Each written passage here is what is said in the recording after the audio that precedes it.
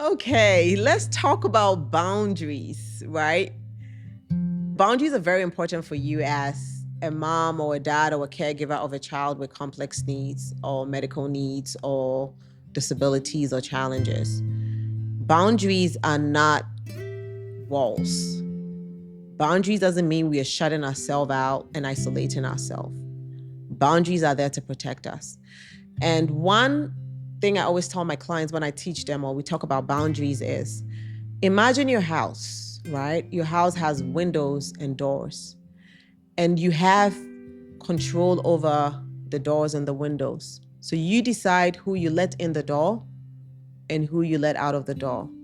You decide how far somebody can come in or how wide you open your door. So let's say the mailman shows up and they have something to deliver to you. I don't think that you let them in your door. Maybe you have a relationship with them, so maybe you do. But typically, we stand outside the door and we take our mail and we go back in because that's a boundary, right? If a stranger just shows up at your door and they're ringing the bell, are you going to just let them in? No, you don't. I'm sure you're going to look through your little pinhole, right? Just to see who it is. And sometimes you might not even bother because you can tell this person is not somebody I want to even deal with. But let's say close family relationships or people that you have very good relationships with.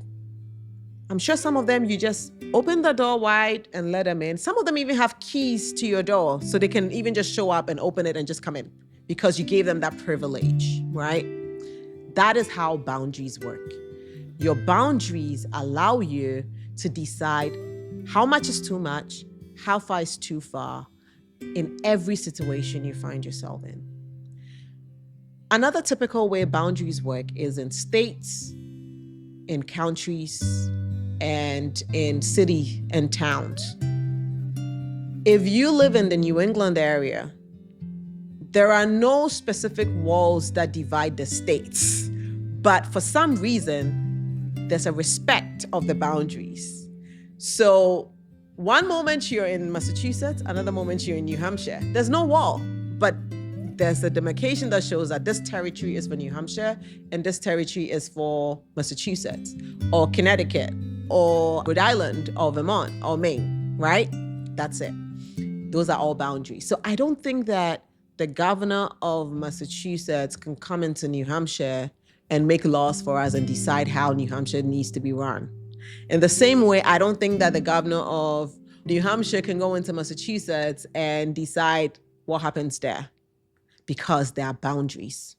So boundaries are very important because it creates order, it creates authority, it creates kind of like a system of how things need to go. In the same way as an individual, you need boundaries. And boundaries do not have to do with the other person. It has to do with you. It starts with you. You need to sit with yourself and ask yourself, how much is too much? How far is too far? Mentally, emotionally, financially, time-wise, physically. How much can I have on my plate without feeling like I'm drained, I'm overwhelmed, and I'm overextending myself? And this is very important because you have your own primary responsibilities.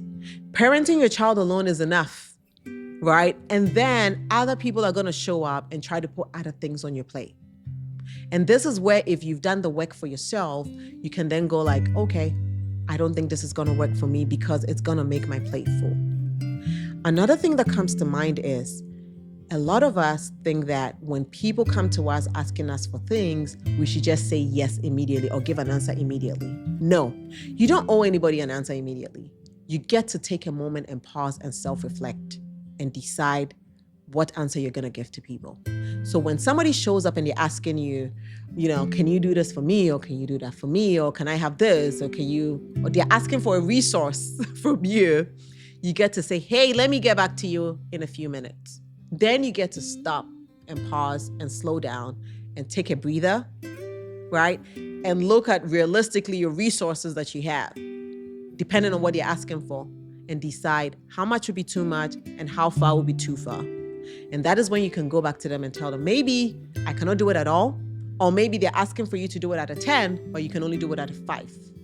But at that point, you are deciding or giving them an answer based on your reality of what you have on your plate. Many of us feel guilty for doing this because we feel like it makes us bad people. But at the end of the day, remember, you don't want to get burnt out. And you only have so much resources. And already you have a lot to do, right, for your kids. So you cannot keep saying yes to things. If not, you're going to drain yourself, and then you're going to burn out, and you're going to find yourself down a path of medical, emotional, physical, mental health challenges. So boundaries are definitely very important. Again, how much is too much? How far is too far? Mentally, emotionally, physically, spiritually, psychologically, financially, all your resources. You have control over the door and the windows and who you let in and what access you give to people. So go ahead and step into that power and exercises. And you don't need to feel guilty, because this allows you to protect yourself and not drain yourself out. If this message or this video resonated with you, please join us at theparentforge.com. Get connected to our community. And also don't forget to subscribe and share, and take care of yourself.